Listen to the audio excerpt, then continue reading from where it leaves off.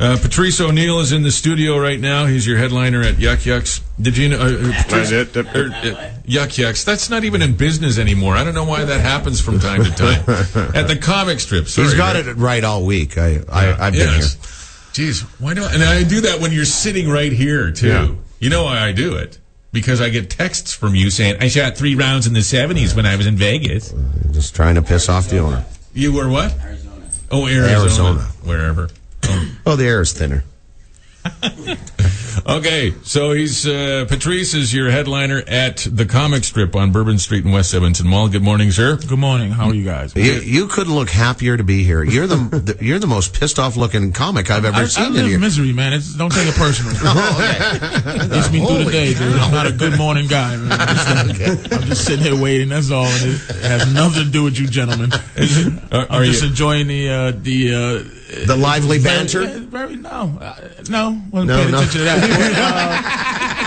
Just looking at, it's a nice place. It's very comfy. The radio station very unique, cool. Do you do a lot of radio? I do a lot of radio. Yeah, man. And some are real dives in the middle of nowhere. Or? Yeah, some are really, they treat radio people terribly. But this is a nice, comfortable, and clean and. Yeah. Sexy room, man. Well, thank you. And it's a storefront at the mall. People can come by and shop for us. I'm digging it. Yeah. So I mean, my face is not indicative of my feel towards demeanor. Life. Okay. I mean, I had to curse Rick out before he came here. He's prepping me for radio. Rick he's overwhelmingly nice. You know what I mean? And it's just like, okay, thank you, Rick, for your constant help. I don't need it. I appreciate it.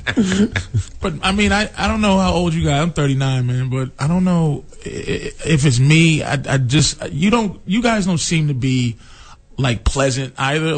But I mean that with you figured that out. Like I mean that with a compliment. Do you know what I mean? But it seems like the world is for some reason is catering towards some weird niceness that's not even honest, you know what I mean? And I think it's, I would say 35 to 50 is just not, it's a group of people that just are not being heard in terms of attitude. It's always these young people who don't have, nothing affects them really. Like all this economy and all the bad news just doesn't affect them. They don't care. But they have an opinion about it. And then old people who just don't count anyway after about 65. Because the time my mother's at that age, and I've seen her lower her fight. You can just see that she used to be a fighter, and God bless her, she's just done. She just doesn't. Tired of the whole. She's tired now. Yeah. So right now there's a middle ground of people that they're ostracizing who just are angry. Yeah. And I'm just like one of them. But it's a fun angry. Yeah, I'm just not a good morning guy. And I'm not a smiley guy. I enjoy. Yeah, I wouldn't cut in front of you. I wouldn't cut in front of you at a 7-Eleven. I can say that with all honesty. What the hell are you doing? And I appreciate a good cynic, man. I appreciate some good honesty. Oh, you'll love Steve then. See, I kind of take that tack too, but I don't carry the size. You do. You're a big man. But when I travel, but you carry intimidation, though. You're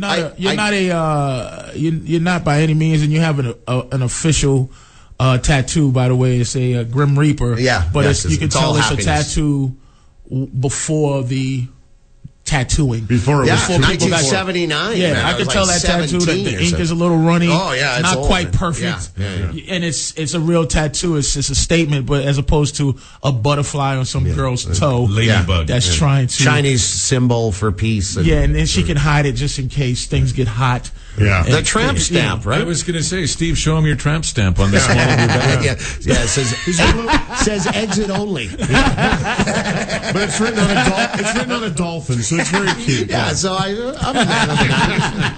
Written on a dolphin caught in a net. Caught in a net, tuna net. Yeah, that's ass hair, actually. They worked it in. Dolphin caught in a net. They've worked it in, my friend. So, are you married? Nah, not a chance, man. No, never been. No, not even looking forward to it. I'm as close in terms of the girl I'm with now. I'm close in terms of how I feel about her. Mm-hmm. But if I marry, it's not gonna be because of love. It's just because of she earned some type of stripe. You know, she earned her next level. She's been through it. It's like a prize for her, really. Yeah. It's not that. What guy? This is what I mean about lying. No guy on planet Earth. Just guys don't get together. We all got together, right? We're friends, and I call you guys and I go, let's go out, fellas. We're gonna go find the last woman we're ever gonna be with. Yeah. You've never heard it. You never heard. Never. I'm gonna go find. You know, put it in, fellas. 1, 2, 3. Soulmate. Like it's that's not us. No. But the fact is, you know, that whole warrior mentality, that primitive man thinking, is being ostracized from society. But there are things that we feel as men, and marriage is not one of them. It's really, to be honest, a great relationship to me is if your woman loves you deeply and you are highly concerned about it. That's a good relationship. It is what it is, man. Yeah. You're just concerned for her welfare. Basic welfare. But truly concerned, and not truly concerned. You really do care. Yeah. And what makes that different from everybody else is you don't care about even all the women you want to sleep with during the day. You don't really care about, or you're not concerned about her welfare. And a woman who truly exactly. Yeah. And a woman who truly loves you, man, it's that deep, powerful love. And you go, wow, I really appreciate that. Thank you. You know? I hope you're. I hope you're home by 7 because I'm hungry.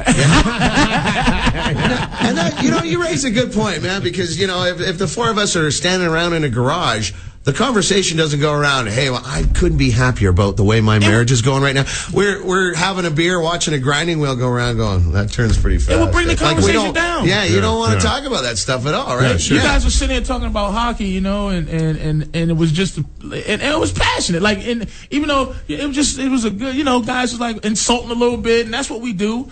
And if somebody interjects and say, hey, fellas, hold on, wait a second, I don't want to talk about the Vancouver, no, I don't want to talk about this.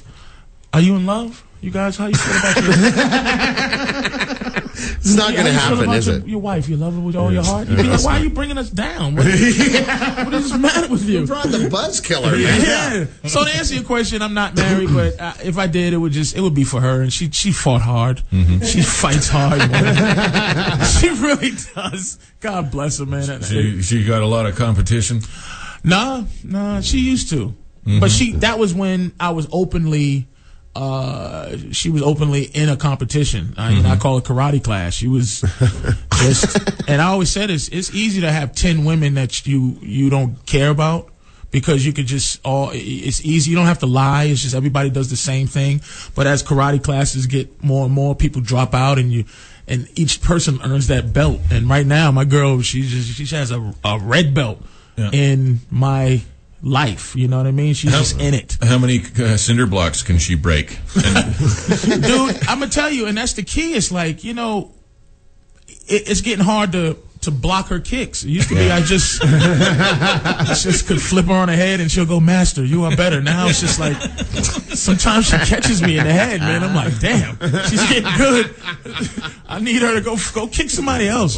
So when you come home from a gig and you can't find her, it's kind of like an Inspector Clouseau and Cato thing. Cato. She's smart enough, because how we got together is years ago. When. Women, and that's, how it is, fellas. You guys are good looking dudes. You know how the situation is. You meet a girl and you sleep with her for a while. Yeah. And what happens is she tries to be the same kind of gangster you are in terms of the sex. Like, hey, yeah, I'm in for the sex too, buddy. Yeah. But really, you're in it for the sex and she's in it for the sex, but hopefully it turns into something else. Eventually, she starts to gain those kind of feelings, and you're still having sex. Mm-hmm. Yeah. And she got to that point where she could not just have sex with me on that level, so she started doing things to try to convince herself to make me a bad guy. She would look through my cell phone and stuff and see text messages. And then I had a conversation with her because she said, I can't take this no more. And I said, take what? We're not together. Mm-hmm. So we can't break up because we're not really together. But at that point, I liked her. So I said, hey, let's get together. Let's be together. And we've been together ever since. Oh, it sounds good. And it seems to me like you're really endearing yourself to a lot of the women who listen to this program. But see, that's the thing, man. See, Terry? Yeah. Yes, sir. I'm sorry. Let's be honest. if you talk any man honesty for more than 10 minutes, women aren't supposed to really like it. It's not a happy thing for women to be into dudes and what we think and how we really feel. Forget what we think. Just how we feel. It is what it is. This is not no new thing. Most women out there have got their husbands because of that theory. They slept with them for a while. What did they really do? Did they go out and go, I'm going to get myself a man? No, they stood up there and breathed. Why? You know the deal. Whatever this is, I'm not lying. Yeah, like, that's true. You know, I mean, I don't know. I could be more ladies, charming. Please don't call because, well, men are talking. Yeah. Hey. You take that as condescending? I take it as, thank you, man. Don't want to hear them. Don't bring down the fun. I'm just. I think if I come to the room this week and I'll be going alone. Our guest this morning, Patrice O'Neill. He's your headliner at the Comic Wait, do you Strip. guys have to do that thing where the views expressed by your guests are not those? No, you're fine. We're way beyond that. We piss them off on a regular basis. Oh, You good. just get in line. Yeah, man. You're just a welcome member of the group. Yeah. I wish I rode a motorcycle. Yeah. We could have a handy wave, you know, like a nifty. Thecomicstrip.ca if you want to buy tickets to see Patrice O'Neill, and why wouldn't you? This weekend at the Comic Strip, it's Patrice O'Neill, your headliner for all of the fun. 2 shows tonight, 2 shows tomorrow. Calm down, Terry. I know. I'm excited. Gee whiz. It's early in the morning. We don't need all of this enthusiasm. You're right. Easy, guy. I pace myself so that nothing pops off, so my head doesn't pop off my shoulders. Even keel. That's right. Yes, sir. That's what I'm trying to do. I don't want to offend Canada in any way. The guys don't get offended quick, easily. You ran Billy Bob Thornton out of here. Yeah. Oh, yeah. He ran him right out of Canada. He seemed pretty sane on that whole interview thing. He was a total dick, though. Like, what's your take on that? He was. Yeah. Absolutely, yeah. I mean, and I'm not saying that to agree because I'm here in Canada. It's just people know you for what they know you from. Yeah, exactly. Like, hey, so you was in a couple of movies. How dare you? Well, you know, change your name to Cliff Jones if you don't want to be Billy Bob Thornton, the guy who's famous in a up-and-coming band who using the name Billy Bob Thornton to not be famous. Yeah. I liked how he kept throwing at that guy. Well, you wouldn't ask Tom Petty that, would you? No, but we'd ask a guy that was in a Battle of the Bands contest that question because you shouldn't be comparing yourself to Tom Petty. That's like if Tom Petty, though, did a movie and they go, hey, Tom, you're doing a movie. That's great. How you feel now that you're doing movies as opposed to being Tom Petty, the famous? And then him going sideways because they mentioned he was in a band. Yeah, it was he deserved. You know, I don't know if he deserved to get tossed out of the country, but you know, you know, I mean, a little needling was deserved. Yeah, he was an ass. Well, he canceled his tour. He was he did because he called people mashed potatoes with no gravy. And people came out and said, "Here's the gravy. Go get him." Yeah. Beat it. They showed him gravy. Yeah. Bunch of mustard on it. Yeah, I was going to say, if you're the guy known for the mustard, then that must be a real, something to hang your hat on. Well, he was great in that movie, though. I mean, as an actor, he's a great actor. He's a shitty musician. Is he a bad musician, it's terrible. Or is that just personal? It's terrible. I heard some of it. It's terrible. Yeah, it's like hillbillies. It's like if you're sleeping with your sister, it's good music. Mm-hmm. But see, I mean, if you're sleeping with your stepsister, then it's more like Barry White. You know, it's good, but not Billy Bob Thornton now, stuff. See, I wouldn't. You know, I'm a big fan of a lot of music, and the people listening. I'm a black guy from America. Mm-hmm. If they don't know, and the reason I'm prefacing that is because, I really enjoy rock music, but I think I'm at a lower level in terms of understanding. So if I listen to something, I wouldn't know. Because one time I had a friend, a white guy, and I go, "Oh man, a great guitar riff was the Eagles, Hotel California." Yeah, right. And he looked at me like I was I've never been looking at a white guy like that and felt ashamed. Because it's like if a guy goes, "Yeah, man, oh boy, MC Hammer, and looked at me to go, rap MC Hammer, right? And I looked at him like, that's really. Is that what you just said? And that's what that guy looked at me like. He really looked at me with that disgust. Like, that's what you think is a good guitar. So it scared me to even have an opinion about it, because I know that there's Jimi Hendrix and there was the other guy that was the other Jimi Hendrix and the other guy. Well, that pretty much sums up the classic rock library. There's another. Right there you go. Like I love Lynyrd Skynyrd, but I only love a couple of songs. Right. I love I'm entry level. Led Zeppelin, entry level. The ones that everybody knows. But I do enjoy that. But I don't have the deep cuts. But that's what I'm saying. If I listen to Billy Bob's music, I never heard it.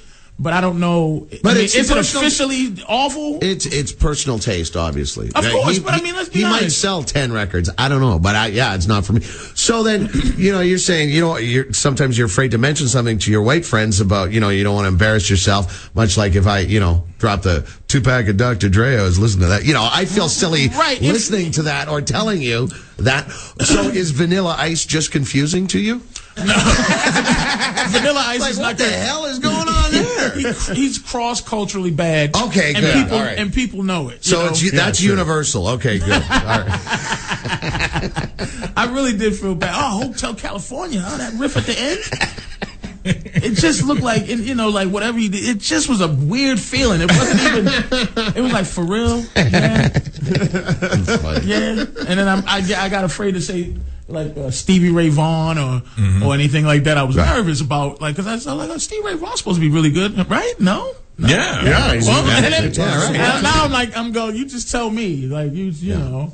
But that's the interesting thing. Well, you're from New Jersey. What about Bon Jovi? Is that your cup of tea? No. Okay. Well, no. We're halfway there. Springsteen? I don't know. I mean, he's kind of a hometown hero.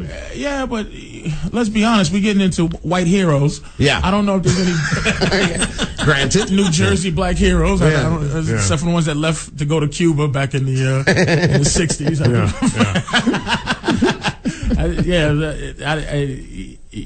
My daily routine.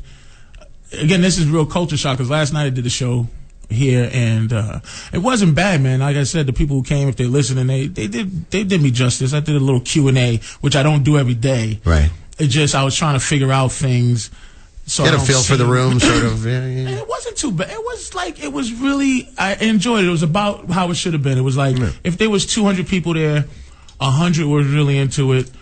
50 were not sure, and 50 was just in pure hatred. But the thing is, if you're going to be a comic and invoke hatred, it makes people stay. Sure. Oh, yeah. Boredom makes people leave. Yeah. But if they're angry with you, they'll just stay. So it's the same as here. We get hate mail from the same people every week. That just won't stop listening, right? So as long as you're being passionate enough to get people to dislike you, it was a nice mixture, man. I had a good time. That's my mission statement every day. Yeah. Getting more and more people to dislike me. And he's really good at it. And it's working. Yeah. Now, you said during your show last night you asked some questions. You did a Q&A sort of thing. Was that for them to ask you questions? No, I'm sorry. It's for me to ask. Yes, it was a Q&A, the opposite. I just was asking, like, a guy said something, and he just got frustrated. The crowd got frustrated because he said 24. And it referred to beer. And I'm not a beer drinker. Oh, okay. And, a 2-4. And I know that's not that's just not a phrase like, hey, a 2-4. And, yeah. And he was just excited, and the fact that I didn't know it kind of deflated his heart. And I just sorry, man, I just. So were all your questions? Were all your questions about Alberta and our region here answered? Was there anything still weighing heavily on your mind that you need help with? No, because I'll tell you why. I can't. I'm not here to. I'm here from somewhere else. I should be bringing me to Edmonton, right? For Edmonton people to endear themselves to what I am, and I endear themselves, and they endear them to me, and we get along as people. Right. Like we building a little bit. We feeling each other out and building.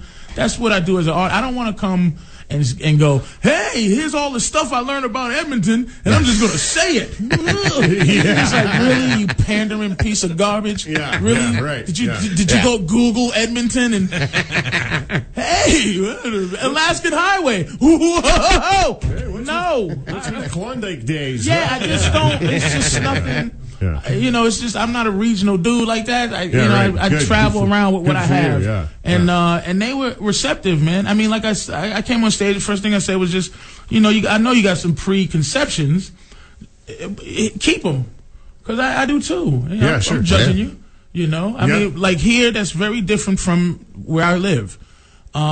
Asians here have personalities, and they're intertwined with everybody. It is what it is. Like where it's like it's not just that uncomfortable, like stoic Asian. It's just you see a lot of mixed kids, a lot of half Asian, half white, half Asian, and it's just not like that at home. It's just Asian people are not.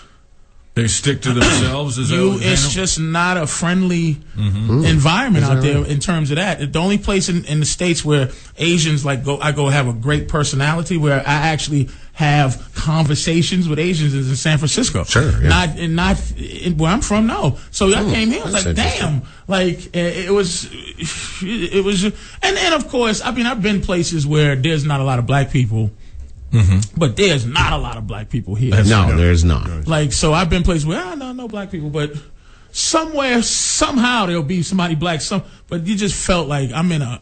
Not only is all white, but it is northern Canada. It's noticeable, right? We actually have you know, I have to be a strong guy to be like dealing with the. You know, it's rough mentally. Yeah, sure. And kind of in the heart, but once you talk to people are people. You find that thing that connects everybody, you know, whatever that is, wives or religion maybe, or good weed, or dissatisfaction. For sure. We actually have a government program that requires us to interact with Asians three times a month. Yes. Part of our constitution. I've got that penciled in for this afternoon. So you got that political correctness here? Is it running rampant? Yeah, it's out of control, buddy. Not as bad in this province as it is in other parts of the country, like Vancouver. You mentioned you made a movie. Well, that's what Rick was saying. Rick was saying it's just tree huggers, as they say. Everybody's mad and protesting, but that's what's like. Power corrupts. As soon as somebody goes, you shouldn't say that, and then somebody gets the government to back them up. What do you think? It's like a bully. When you was in school, a bully take your money, and he takes it on Monday. He's not going to go, thanks, man. I appreciate that money. What do you think? He's not going to come back Tuesday? They're going to just keep trying to find ways to upset you. So I just practice upsetting people. It's like Obama just pissed off everybody in the States because he was talking about his bowling. And he said, I look like I'm in the Special Olympics when I bowl. And I'm like, and people like calling in. You know, the first thing they say is, my child is. It's like he didn't say I bowl like your retarded child. He said I'm in the Special Olympics. And the point being is I look retarded. When I'm like I said, dude, when we grew up, here's two things we said to each other as dudes. And in terms of lingo, we called you a retard if you said something what are you, retarded?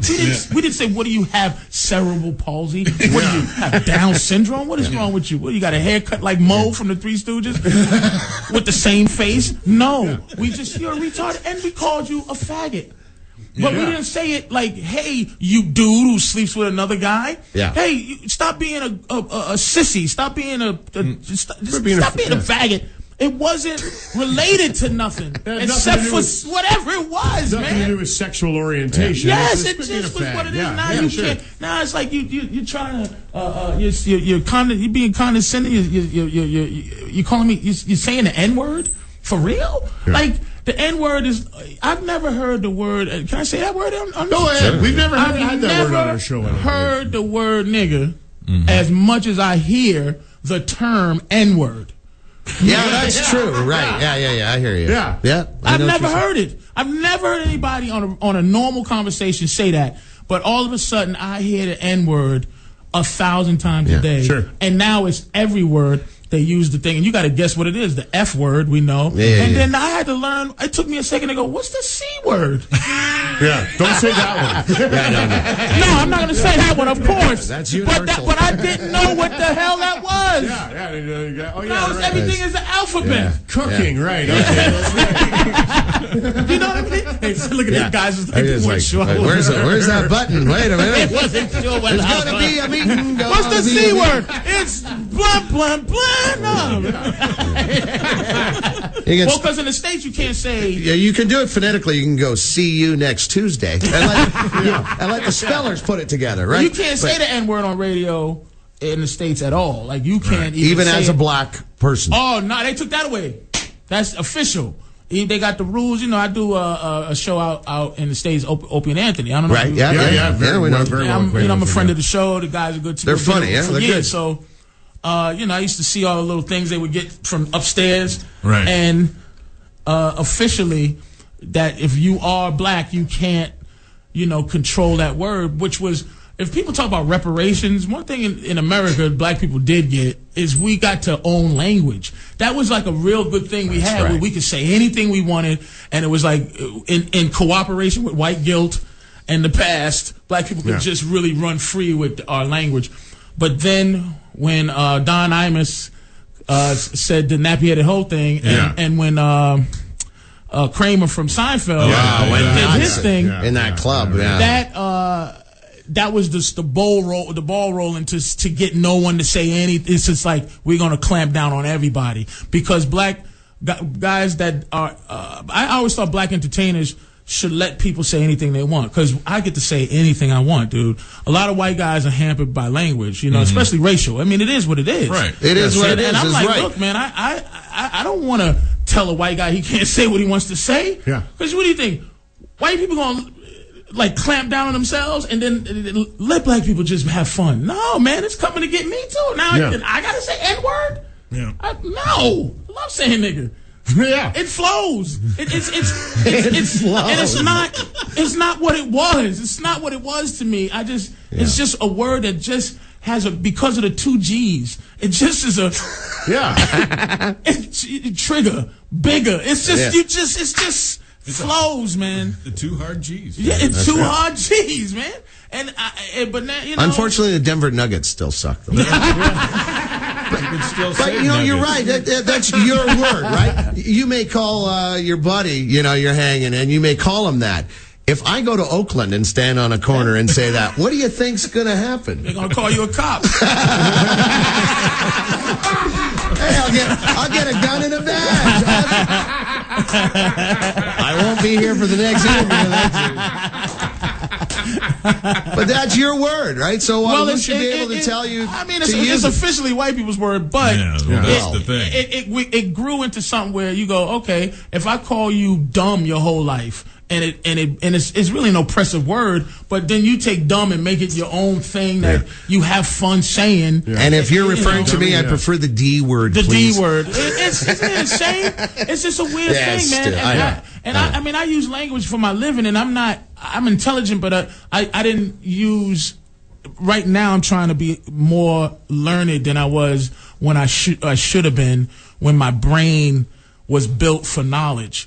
It's not built for knowledge anymore. It's just I intake information and it's just stats and things. But you see kids, they know how to speak 10 languages and all kind of weird stuff. It's because their brain is learning. And now I'm trying to learn, and I wish, how I communicate. I swear a lot, and I look for words to use in place of swears. Sure. And I need to be able to say anything I want.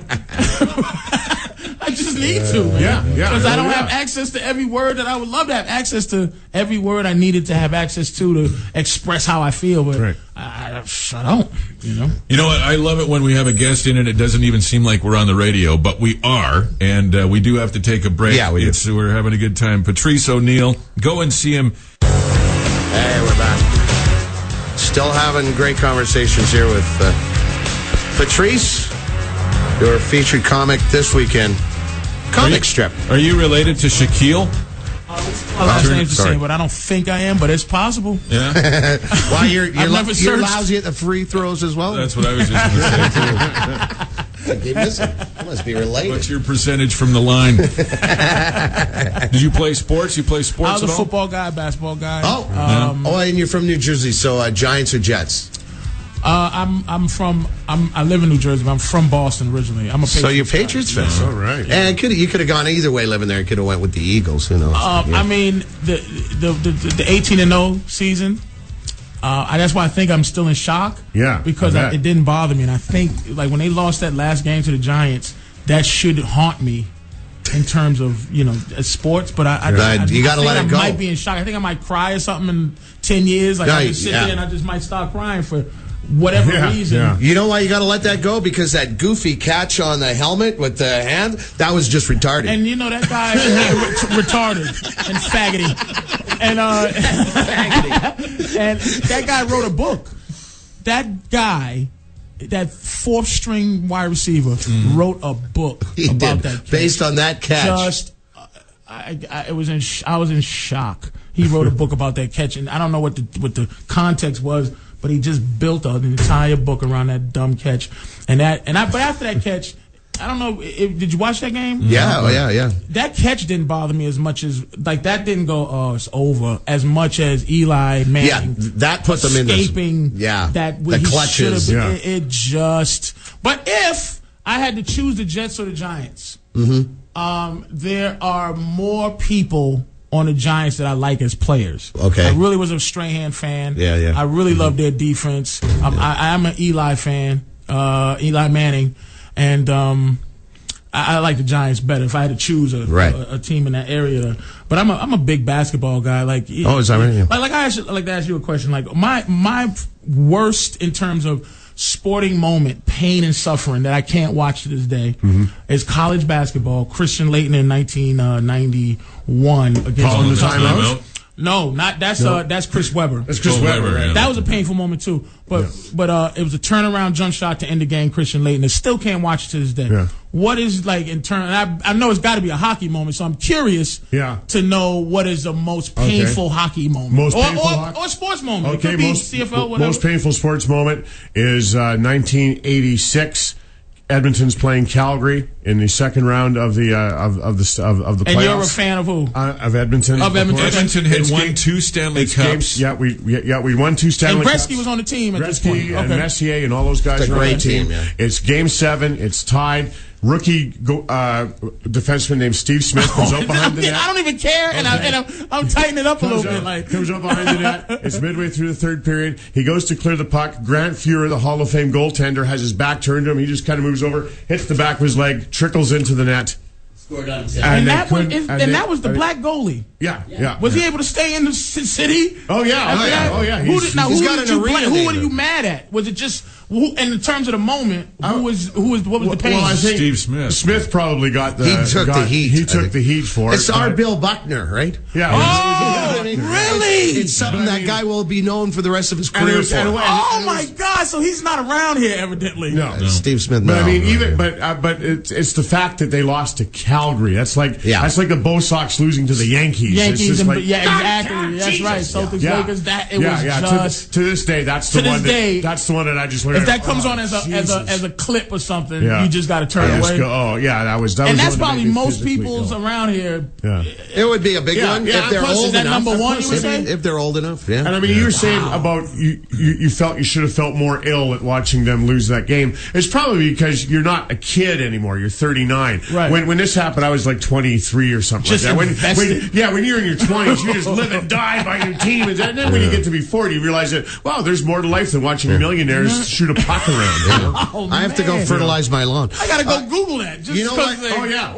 Yeah. You know what? One sports moment I can't watch any longer is when the Philadelphia Eagles, that organization, that was discovered they had cameras spying on the Eagles cheerleaders' dressing room. I literally can't watch that anymore because they took the cameras out, and I don't get it on the internet. So that's the one sports moment I cannot watch any longer, and I'm still pissed about that because they have some hot cheerleaders in Philadelphia. Call later today for tickets, 483-5999, or go to thecomicstrip.ca to purchase your tickets online for Patrice O'Neill. I'm looking for a little action. Yeah, look at it. Into senior chicks? You into mature chicks? Yeah.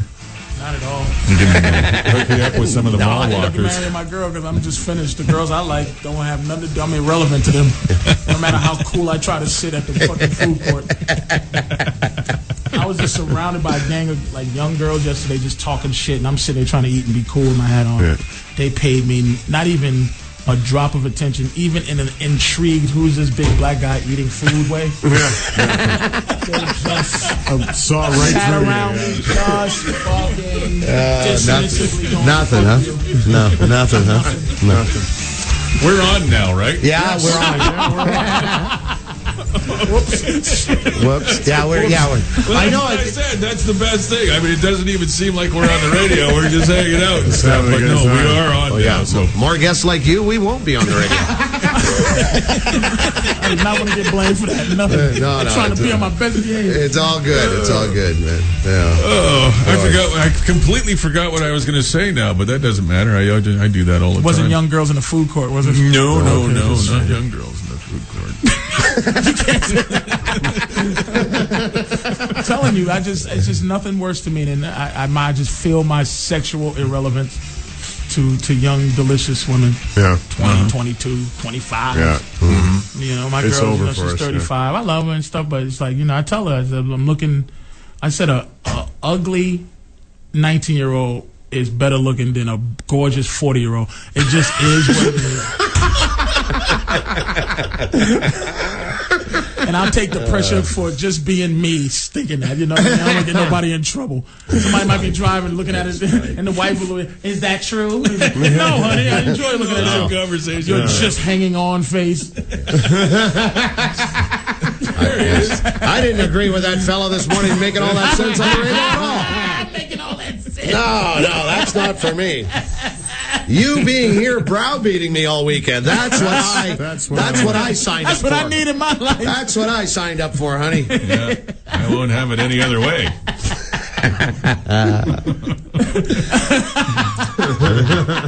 Yes, I know you've been trying to change me since we met, but no, I don't want you to change at all. Yeah, no. All those avenues of enjoyment, they're cut off, honey. Don't worry about that. I'm going to go pick up the dog shit now, because that's what I live for every week. Oh, my God, man. Boy. Yeah, that's it's suburbia, buddy. That's welcome to our world. I'm close. Yeah, sure, man. I'm not far away. Have you been with her a long time? How long did you say you've been with her? She's been with me for 8 years. I've been with her for 3. Yeah.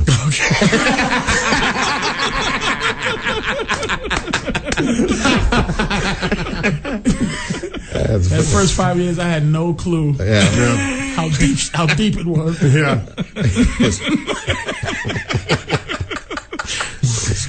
I'm telling you, you should make plans now for either tonight or tomorrow to go see Patrice O'Neill at the comic strip. Again, the number 483-5999, or you can purchase your tickets online. That's a handy deal you got going there, Rick. Thanks, It wasn't your idea; it was probably your wife's, I'm sure. Thecomicstrip.ca is where you can go to get your tickets online and do that. It was great meeting you. Fellas, thank you. Thank you. I appreciate it, man. Yeah, you're a very funny guy, man. All right. And great work on The Office, by the way. Well, thank you, sir. I appreciate that. I was on there a couple of times. I didn't realize how big it was. If I did, I wouldn't have just stopped going. Yeah. I'm so trying to get my own thing. I appreciated The Office at the time, but it just, I want to do what you guys are doing. I want to, not necessarily like radio, but just be able to just do your thing. Just say what I want to say somehow. Right. Not have to be skipping around and. I want to do something. I want to be mean somewhere. Just right. Yeah, sure. And when I say mean, not unfriendly, but just like we're talking about. You want to do your thing. You want to do this. Yeah. Just life, man. Yeah. You want to be you. I really do. There's got to be something out there that I could just. And be, you guys are surrounded by each other. All you got to do is just keep to the rules and have some fun. You know what I'm saying? But anyway, I appreciate you guys having me, man. I had fun, dude. You got a good thing, and I appreciate it. I'll tell everybody. All right, awesome, buddy. Thank you, man.